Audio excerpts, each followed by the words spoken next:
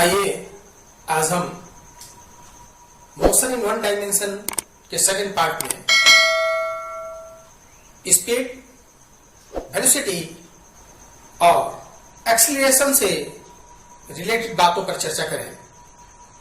इसके पहले पार्ट में आपको हमने फिजिकल क्वांटिटीज स्केलर और वेक्टर के बारे में समझाया।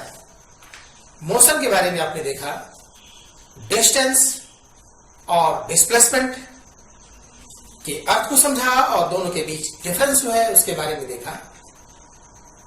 अब आज हम स्पीड के बारे में देखें। डिफिनेशन बोर्ड पे आपको लिखा है। आपके नोट्स के लिए आप एक शॉर्ट नोट इसके अकॉर्डिंग तैयार कर सकते हैं और जो बातें आपको हम समझाते हैं उसको भी चाहे तो नोट कर सकते हैं। आइए डिफिनेशन देखा जाए। Speed of a body is the distance travelled by it in a unit time. एक यूनिट टाइम में किसी भी ऑब्जेक्ट के द्वारा कवर्ड जो डिस्टेंस है वही उस बॉडी के लिए, उस ऑब्जेक्ट के लिए स्पीड है। ऐसा यूनिट जो है स्पीड का वो मीटर पर सेकंड है। इट मींस एक सेकंड में जितने मीटर की दूरी उस ऑब्जेक्ट ने कवर किया है वही उस ऑब्जेक्ट के लिए स्पीड कहलाएगा। इसमें चूंकि स्पीड में डायरेक्शन रिक्वायर्ड नहीं है इसलिए यह स्केलर क्वांटिटी है। Average speed,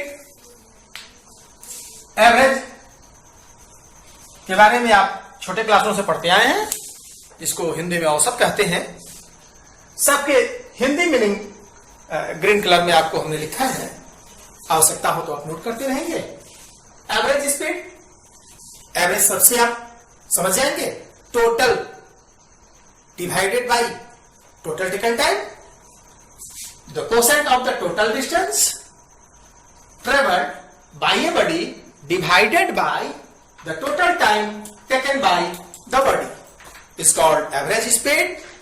It means average speed को आप इक्वल टू लिख सकते हैं total distance upon total taken time. एक वर्ड है इंस्टेंटेनियस स्पीड। इसका हिंदी यदि आप समझेंगे तो अर्थ समझना आसान होगा। इसकी हिंदी है तात्क्षणिक चाल। स्पीड में चाल। इंस्टेंटेनियस स्पीड का मतलब है किसी एक फिक्स पॉइंट पर उस ऑब्जेक्ट की स्पीड क्या है। जैसे आपसे हम कह दें कि एक बस 4 बजे से 6 बजे तक चली जिसकी average speed 45 kilometre per hour है।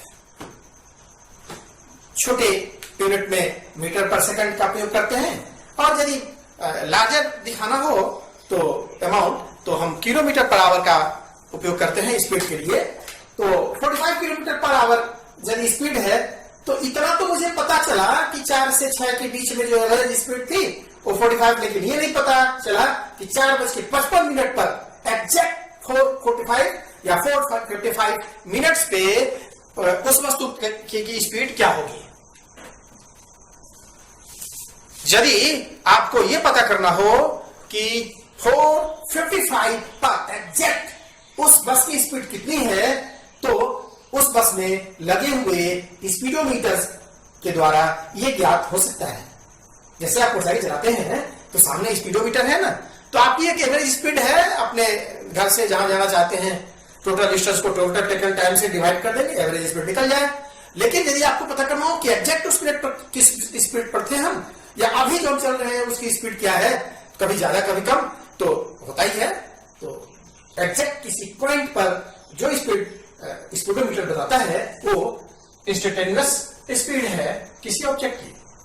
डिफिनेशन देखें। The speed of a body at any instant is called its instantaneous speed, तात्क्षणिक चाल। अब इसी का सहोदर भाई स्पीड का वेलोसिटी है। वेलोसिटी में बस इतना ही अंतर है कि एक डायरेक्शन उसके साथ इंक्लूड है। तो आइए डिफिनेशन देखा जाए। वेलोसिटी को हिंदी में वेग कहते हैं। The distance travelled by the body per unit time in a specified direction, ये इसमें ऐड हुआ, नहीं तो एग्जैक्ट स्पीड का डिफिनेशन आप बोल सकते हैं, उसमें केवल ऐड कर देना है स्पेसिफाइड डायरेक्शन। एक निश्चित दिशा हो, पता हो किस दिशा में, किस डायरेक्शन में, तो वही स्पीड वेलोसिटी बदल जाए, इज कॉल्ड वेलोसिटी। अब चूंकि डायरेक्शन इंक्लूड है इसलिए यह वेक्टर क्वांटिटी है और इसका भी ऐसा यूनिट वही मीटर पर सेकंड होता है और इसको रिप्रेजेंट करने के लिए सिंबल वही है जो स्पीड के लिए था, v से डिनोट करते थे इसको भी। इनिशियल वेलोसिटी यदि डिनोट करनी है तो u के ऊपर एरो लगा देंगे और फाइनल वेलोसिटी v के ऊपर एरो, ये इसके सिंबल है।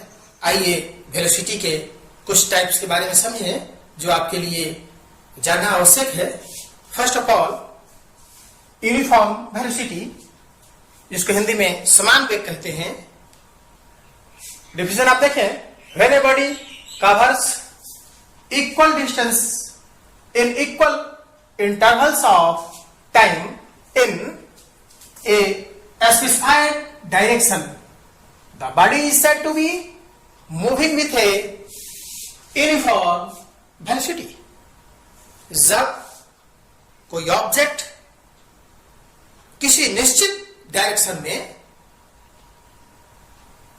एक टाइम इंटरवल में समान दूरी तय करता है, मतलब समान टाइम इंटरवल में समान दूरी तय करता है, प्रत्येक एक टाइम इंटरवल आपने तय कर लिया एक एक घंटे का और देखा प्रत्येक एक घंटे में जो ऑब्जेक्ट है वो इक्वल डिस्टेंस कवर कर रहा है एक स्पेसिफाइड डायरेक्शन में, तो वैसी वेलोसिटी यूनिफॉर्म वेलोसिटी कहलाती है। वैसा वेग समान वेग कहलाता है। अब उसके अपोजिट वेरिएबल वेलोसिटी या उसको नॉन यूनिफॉर्म वेलोसिटी आप कहें, उसको थोड़ा सा ध्यान से समझना है। उसके लिए दो कंडीशंस हैं, दोनों में से कोई भी कंडीशन नहीं होगा तो वैसा वेलोसिटी वेरिएबल या नॉन यूनिफॉर्म वेलोसिटी कहलाएगा। पहला कंडीशन, डायरेक्शन सेम हो, टाइम इंटरवल सेम दिया गया हो, लेकिन सेम टाइम इंटरवल में अनइक्वल डिस्टेंस कवर्ड हो रहा हो। डायरेक्शन सेम हो, टाइम इंटरवल भी सेम है, लेकिन जो डिस्टेंस कवर्ड हो रहा है ऑब्जेक्ट के द्वारा वो अनइक्वल है। यदि इक्वल डिस्टेंस नहीं कवर किया जा रहा है तो वैसा वेलोसिटी नॉन यूनिफॉर्म वेलोसिटी है। पहले कंडीशन में आपने देखा कि इसमें स्पीड बदल रहा था, डायरेक्शन सेम था, और यदि स्पीड सेम हो मतलब सेम इंटरवल में सेम डिस्टेंस, इक्वल इंटरवल में इक्वल डिस्टेंस कवर हो, लेकिन डायरेक्शन चेंज होता हो, तब भी जो वेलोसिटी है वो वेरिएबल या नॉन यूनिफॉर्म वेलोसिटी कहा जाएगा। डिफिनेशन नोट है, आप देख सकते हैं। थर्ड, एवरेज वेलोसिटी, जैसे एवरेज स्पीड आपने देखा, एवरेज वेलोसिटी क्या है, ये आप ऐसा कह सकते हैं इसको शॉर्ट में, total displacement upon total taken time.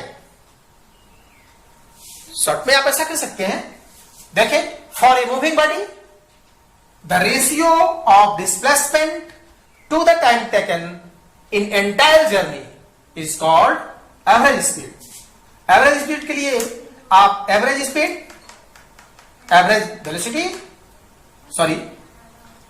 Velocity equal to initial velocity plus final velocity upon 2। तो आइए एक्सीलरेशन और उसके अपोजिट वर्ड लगभग रिट्रार्डेशन के बारे में समझें। जब आप साइकिल, बाइक, कार चलाते हैं तो आवश्यकता के अनुसार वेलोसिटी बढ़ती भी है और ब्रेकर, ट्रैफिक रेड सिग्नल, ये सब के करते वेलोसिटी को कम भी करना पड़ता है। तो ये जो वेलोसिटी के बढ़ने और घटने की घटना है, इसी को एक्सीलरेशन और रिटार्डेशन कहते हैं। सामान्य भाषा में जब आप स्पीड को बढ़ाते हैं तो ये जो बढ़ने की घटना है ये एक्सीलरेशन कहलाता है, और ब्रेक लगाए, गाड़ी रुके, ट्रैफिक आ गया, ब्रेकर देखा आपने, गाड़ी को रोका, तो ये जो धीरे धीरे धीरे धीरे वेलोसिटी को कम करते हैं, तो इस जो कम करते हैं इस घटना को रिटार्डेशन यानी मंदन कहते हैं। आइए डिफिनेशन देखा जाए और इसको और स्पष्ट किया जाए। एक्सीलरेशन जिसको हम त्वरण कहते हैं, रिटार्डेशन जिसको मंदन कहते हैं, उस एक्सीलरेशन का डिफिनेशन देखा जाए। The rate of change of velocity of a moving object with time is called acceleration. समय के साथ साथ जो वेलोसिटी में चेंज होता है, ये पूरी घटना एक्सीलरेशन कहलाती है।